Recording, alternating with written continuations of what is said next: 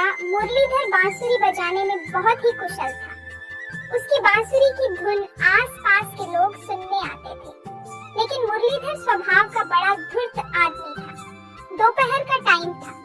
मुरलीधर गांव के पेड़ के नीचे बैठकर बांसुरी बजा रहा था। तभी एक राहगीर वहां से गुजरा और मुरलीधर के पास आ बैठा। भाई, तुम बांसुरी बहुत ही अच्छी बजाते हो। धन्यवाद मुसाफिर, परंतु तुम कौन हो और कहां से आए हो? मैं जमुनापुर राज्य से आ रहा हूँ। अच्छा, तो फिर जमुनापुर राज्य के कुछ समाचार तो सुनाओ भाई।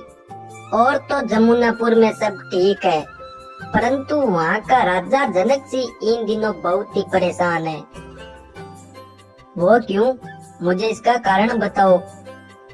न जाने क्यों रात को राजा को नींद नहीं आती है, इसीलिए वो हर रोज परेशानी में जीते हैं। वहाँ के मंत्री ने भी हर वेद को बुला लिया, लेकिन राजा की आंखों में नींद मानो मायूस हो गई है। उसकी बातें सुनकर मुरलीधर सोच में पड़ गया। उसको ये तक पता नहीं चला कि वो मुसाफिर चला गया है। वो तो बस अपनी सोच में ही लगा रहा। तो कहते हैं कि मेरी बांसुरी में कोई जादू है। क्यों ना मैं एक बार बांसुरी की धुन राजा को सुना दूं। अगर मेरी बांसुरी की धुन से राजा को नींद आ गई तो मैं माला माल हो जाऊंगा। ऐसा बोलकर मुरलीधर अपनी बांसुरी उठाकर जमुनापुर के लिए चल दिया। रास्ते में चलते हुए वो अपने ख्यालों में खोया हुआ था। अगर मेरी बांसुरी की धुन सुनकर राजा को नींद आ गई तो समझो सोने में सुहागा हो जाएगा। राजा खुश होकर जरूर मुझे कोई बहुमूल्य पुरस्कार देगा। दूसरी तरफ राजा जनक सिंह अपने आप को सुलाने के लिए कई उपाय कर चुका था। महाराज, मेरी मानिए तो आप रोज शाम को सर पर नवरत्न तेल मालिश करवाइए, इससे जरूर आपको नींद आएगी। राजा ने ये उपाय भी करवाया। तेल मालिश से राजा को कुछ सुकून मिला, लेकिन फिर भी नींद नहीं आती थी। फिर भी राजा ने एक नाई को तेल मालिश के लिए रख लिया। इधर मुरलीधर जमुनापुर महल के पास पहुंचा तो उसे पहरेदारों ने रोक लिया। पहरेदारों, अपने राजा से जाकर कहो कि एक बांसुरी वादक आपसे मिलने आया है। अरे भाई, अभी तो शाम हो गई है, ये कोई समय है राजा से मिलने का? जाओ, कल सुबह राजा से मिल लेना। अरे मूर्खों, जानते हो मैं कौन हूँ? मैं राजा की आंखों में निंदा ला सकता हूँ। अरे वाह, फिर तो तुम काम के आदमी हो। रुको, मैं जाकर राजा को सूचित करता हूँ। पहरेदार अंदर जाकर राजा को मुरलीधर वाली सारी बात बता देता है। क्या कहा तुमने? वो बांसुरी वादक मेरी आंखों में नींद ला सकता है? जाओ, जल्दी उसको महल के अंदर लेकर आओ। इधर मुरलीधर राजा के शयन कक्ष में आ जाता है। अच्छा, तो तुम हो वो बांसुरी वादक मुरलीधर। एक बात याद रखना, अगर मुझे नींद नहीं आई तो मैं तुम्हें कारावास में डाल दूंगा। महाराज, मैं आपको विश्वास दिलाता हूँ, आपको मेरी बांसुरी की धुन सुनकर जरूर नींद आएगी। आप एक बार मुझे मौका तो दे। जनक सिंह भी अपने शयन कक्ष में लेट जाता है। इधर मुरलीधर भी अपनी बांसुरी के स्वर राजा को सुनाने लगता है। राजा उस बांसुरी की धुन को सुनकर मंत्रमुग्ध हो जाते हैं और कुछ ही देर में राजा की आंखों में निंदा का आगमन हो जाता है। राजा को नींद लेते देखकर मुरलीधर भी अपनी बांसुरी बजानी रोक लेता है और पूरी रात राजा के पास बैठा रहता है। अरे, क्या तुम सारी रात मेरे पास बैठे रहे? जी महाराज, मुझे जाने का आदेश देने से पहले ही आप गहरी नींद में सो गए थे, तो मैंने यहाँ आपके पास बैठकर पूरी रात गुजारी है। ओह, तुम तो बहुत ही बड़े आज्ञाकारी हो। अरे राजा, तुझे क्या पता मैं तेरी आज्ञा का पालन क्यों कर रहा हूँ। मैं जानता हूँ तू खुश होकर मुझे कोई बड़ा सा इनाम दे डालेगा। मुरलीधर, रात में मैं तुम्हारी बांसुरी की धुन सुनकर हमें बड़ी मीठी नींद आई। ना जाने कब से हमारी आंखों में नींद के लिए तरस रही थी, तुम रोज रात को इसी प्रकार बांसुरी बजाकर हमें सुलाया करो। हम तुम्हें इसके बदले में बहुमूल्य पुरस्कार देंगे। जो आज्ञा महाराज। जनक सिंह के आदेश से मुरलीधर को अतिथि कक्ष में ठहरा दिया गया। अब राजा थक हार कर अपने शयन कक्ष में आ जाता और मुरलीधर से कहता, वादक, इस प्रकार की बांसुरी बजाओ कि मुझे जल्दी नींद आ जाए। मुरलीधर उसी समय बांसुरी पर मधुर छोड़ देता और राजा गहरी नींद में सो जाता। इसके बाद मुरलीधर अपने कक्ष में लौट आता। अब राजा का ये रोज का नियम बन गया था। वो शाम को पहले अपने सिर पर तेल मालिश करवाता और उसके बाद वो मुरलीधर से बांसुरी बजवाता, तभी उसे नींद आती थी। धीरे धीरे इसी प्रकार 1 महीना बीत गया। तब मुरलीधर सोचने लगा, मुझे जनक सिंह के लिए बांसुरी बजाते बजाते पूरा 1 महीना बीत गया है। मेरी बांसुरी सुनने के बाद राजा को नींद आने लगी है, परंतु जनक सिंह मुझे कोई पुरस्कार क्यों नहीं देता है? क्या मैं यही मुफ्त में बांसुरी बजाता रहूंगा? एक रात को जनक सिंह ने मुरलीधर को बुलाकर कहा, मुरलीधर, तुमने मुझ पर बहुत बड़ा उपकार किया है। जो नींद मेरी आंखों में वेद हकीम नहीं ले आ पाए, वो नींद तुम्हारी बांसुरी की मधुर आवाज लेकर आ गई। अब से तुम मेरे लिए बांसुरी मत बजाना। मैं देखना चाहता हूँ कि वास्तव में मेरी आंख में नींद लौट आई है या तुम्हारी बांसुरी की धुन का प्रभाव है। जैसी आपकी इच्छा महाराज, मैं आज बांसुरी नहीं बजाऊंगा। उस रात जनक सिंह बिना बांसुरी की आवाज नींद लेने की कोशिश करता है और जल्दी ही राजा गहरी नींद में सो जाता है। सुबह होते ही उसने मुरलीधर को अपने कक्ष में बुलाया। मुरलीधर, तुम्हारी बांसुरी के मधुर आवाज से अब हमारी नींद आंखों में वापस लौट आई है। हम तुमसे बेहद प्रसन्न हैं। लगता है आज जनक सिंह मुझे कोई बहुमूल्य पुरस्कार दे ही डालेगा। तभी जनक सिंह ने मुरलीधर को एक लिफाफा देते हुए कहा, मुरलीधर, अंत में मैं तुम्हें एक और कष्ट देना चाहता हूँ। इस पत्थर को लेकर तुम मेरे दूसरे राज्य गंगापुरी जाओ। यह पत्थर तुम वहाँ पहुँचकर महामंत्री गंगाधर को जरूर दे देना। लेकिन एक बात याद रखना, ना ही तुम इस लिफाफे को खोलोगे और ना ही इस पत्थर को पढ़ोगे, और केवल महामंत्री गंगाधर को ये पत्थर तुम दोगे। ठीक है महाराज। मुरलीधर ने वो पत्र राजा से ले लिया और गंगापुरी के लिए रवाना हो गया। मैं तो सोच रहा था कि मेरे काम से खुश होकर राजा कोई बड़ा पुरस्कार देगा, बदले में उसने मुझे पत्थर वाहक का काम दे दिया। यह तो मेरा सरासर अपमान है। अब मैं इस पत्र को महामंत्री को सौंप दूंगा और कभी भी उस कंजूस राजा के महल नहीं जाऊंगा। गंगापुरी पहुंचने में उसे पूरा 1 दिन लग गया। जब वो गंगापुरी पहुंचा तो रात हो गई थी। वो उसी समय महामंत्री गंगाधर से मिला। जमुनापुर के राजा जनक सिंह ने एक पत्र दिया है मंत्री जी। महामंत्री गंगाधर ने वो पत्र खोला। गंगाधर जी, आप मुरलीधर को गंगापुर का राजा बनाकर सीधे जमुनापुर लौट आइए। ये हमारा आदेश है।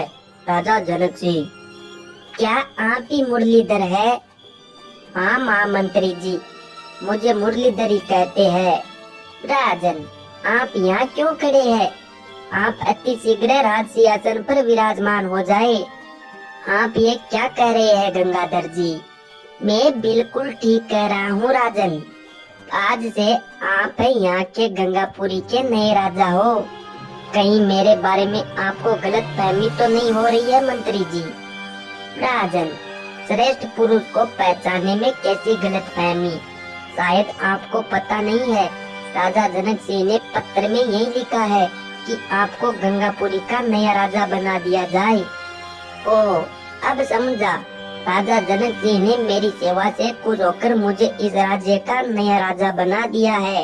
महामंत्री गंगाधर ने मुरलीधर को वहाँ का नया राजा बना दिया और उसके बाद महामंत्री जमुनापुर के लिए रवाना हो गया। धीरे धीरे इस घटना को बीते हुए 6 महीने हो गए थे। एक दिन राजा जनक सिंह ने सोचा, कितने दिन हो गए हैं, इसी बीच हम एक ही दिन गंगापुरी राज्य नहीं गए। हमें वहाँ जाकर देखना चाहिए बांसुरी वादक वहाँ का शासन कैसे चला रहा है। जनक सिंह उसी दिन गंगापुरी की ओर चल दिया। पूरे दिन का सफर तय करके जब वो गंगापुरी पहुंचा तो उन्होंने जाकर सीधा प्रधानमंत्री से पूछा, प्रधानमंत्री जी, राजा मुरलीधर जी कहाँ पर है? महाराज वो तो। प्रधानमंत्री जी, आप इस प्रकार चुप क्यों हैं? क्या हुआ, खुलकर बताओ। महाराज, आपने मुझे राजा मुरलीधर के बारे में पूछा है। वो इस समय रंग महल में होंगे और वो वहाँ पर नर्तकियों और मदिरा का आनंद उठा रहे हैं। क्या राजा बनते ही मुरलीधर को ये शौक लग गया? प्रधानमंत्री जी, ये तो बताइए, राजा मुरलीधर जी राजकाज किस प्रकार चला रहे हैं? क्या गंगापुर की प्रजा उनसे खुश है? महाराज, क्षमा कीजिए, आपने किसी सुपुत्र को राजा ना बनाकर किसी कुपुत्र को राजा बना दिया है। तुम्हारे कहने का क्या मतलब है प्रधानमंत्री जी?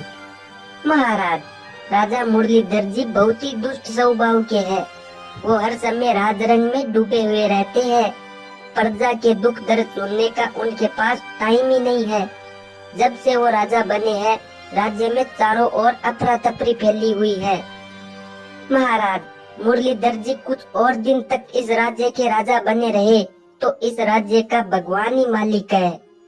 ओह, इसका मतलब ये हुआ कि हमने मुरलीधर को इस राज्य का राजा बनाकर ठीक नहीं किया।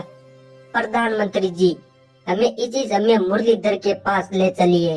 प्रधानमंत्री जनक सिंह को लेकर जब रंग महल में पहुंचा, राजा जनक सिंह के आते ही सभी दासियां वहां से चली गईं। मुरलीधर, तुम्हें इसी समय हमारे साथ जमुनापुर चलना होगा। किस लिए महाराज? वो तो हम तुम्हें जमुनापुर पहुंचने के बाद ही बताएंगे। ठीक है महाराज, मैं आपके साथ जमुनापुर चलने को तैयार हूँ। जनक सिंह मुरलीधर को अपने साथ लेकर वापस जमुनापुर लौट आया। गंगापुरी से लौटने के बाद राजा मुरलीधर से कहा, मुरलीधर, हमने गंगापुरी का तुम्हें राजा बनाकर बहुत बड़ी गलती कर दी थी। इसीलिए हम तुम्हें गंगापुरी राज्य के राजा पद से हटाते हैं। महाराज, आखिर मेरी गलती क्या थी जो आप मुझे ये सजा दे रहे हो? तुम्हारी गलती ये है मुरलीधर कि तुमने राजा बनते ही तुम राजरंग में डूब गए। प्रजा का तुमने कोई ख्याल नहीं रखा। तुम एक अच्छे और गुणी राजा सिद्ध नहीं हो सके, इसीलिए तुम्हें राजा का पद छीन लिया गया है। हम तुम्हें तुम्हारा पुराना काम सौंपते हैं। पुराना कौन सा काम महाराज? मुरलीधर, तुम राजा बनने से पहले हमें बांसुरी बजाकर सुनाया करते थे, वही तुम्हारा पुराना काम था। आज से तुम रोज रात्रि को हमें बांसुरी बजाकर सुनाया करोगे। ठीक है महाराज, जैसी आपकी इच्छा।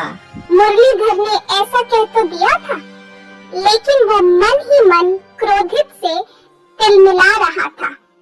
ये तो सरासर मेरा अपमान है। पहले जनक सिंह ने मुझे ऊपर उठाया और अब एक झटके में नीचे पटक दिया। इसका बदला तो मैं जरूर लूंगा। मुरलीधर, तुम्हारे दिल में जो विचार उठ रहे हैं, मैं उन्हें भली भांति समझता हूँ।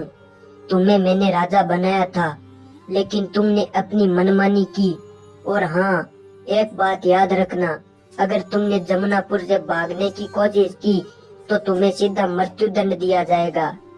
महाराज, आप चिंता ना करें, मैं आपको छोड़कर कहाँ पर जाऊंगा। करता क्या न करता। बेचारा मुरलीधर रोज रात्रि में राजा के शयन कक्ष में जाकर बांसुरी बजाता। एक रात की बात है, जनक सिंह बांसुरी की धुन सुनकर गहरी नींद में सो गया और मुरलीधर वहां से उठकर अपने कक्ष में वापस आ गया। कक्ष में आकर वो सोचने लगा, क्या मेरा सारा जीवन इसी प्रकार कैद में बीत जाएगा? क्या मैं इसी प्रकार जनक सिंह का सेवक बनकर सारा जीवन काट दूंगा? मुरलीधर काफी ज्यादा परेशान हो गया। इसी सोच के चलते उसे पूरी रात नींद नहीं आई। आखिर उसने मन ही मन में राजा को मारने की योजना बना ली थी। योजना के मुताबिक मुरलीधर ने तेज धार चाकू अपनी बांसुरी में छुपा लिया था। शाम का समय था। राजा ने नाई को बुलाकर अपने सर में तेल मालिश करवाई। कुछ ही देर बाद मुरलीधर अपनी बांसुरी लेकर जनक सिंह के शयन कक्ष में आ गया था। मुरलीधर ने राजा की आज्ञा पाकर बांसुरी बजाना शुरू कर दिया था। जल्दी ही राजा नींद के आगोश में जा चुका था। मुरलीधर ने देखा कि राजा तो गहरी नींद में सो गया है। मौका पाकर उसने बांसुरी से तेज धार वाला चाकू निकाल लिया था और सोए हुए राजा की ओर बढ़ने लगा। वो जैसे ही 2 कदम चला, तभी उसका पैर लड़खड़ा जाता है और उसके हाथ से चाकू छूटकर जमीन पर गिर जाता है। इधर मुरलीधर भी उसी चाकू की नोक पर गिर जाता है। वो चाकू उसके शरीर को चिरते हुए अंदर चला जाता है। गिरने की आवाज सुनकर राजा की नींद टूट गई। उन्होंने मुरलीधर को लहूलुहान देखा तो हैरान रह गए। तभी मुरलीधर ने मरते मरते सच्चाई बताते हुए कहा, महाराज, मैं आपको मारना चाहता था, लेकिन ये बाजी मेरे पे ही भारी पड़ गई। इसी के साथ मुरलीधर ने अंतिम सांस ले ली। असल बात ये थी कि जब मुरलीधर चाकू लेकर चल पड़ा, उसके फिसलने का कारण वहाँ फर्श पर पड़ा तेल था। राजा के सर पर तेल मालिश करने वाला नाई वो कटोरी वहीं पर ही भूल गया था। सारी स्थिति को देखकर राजा भी भावुक हो गया। मुरलीधर जो राजा को मारना चाहता था, वो आज खुद ही मर गया। राजा ने खुद मुरलीधर का अंतिम संस्कार करवाया, लेकिन इस बात की संतुष्टि भी थी कि मुरलीधर एक दुष्ट आदमी था और उसकी दुष्टता का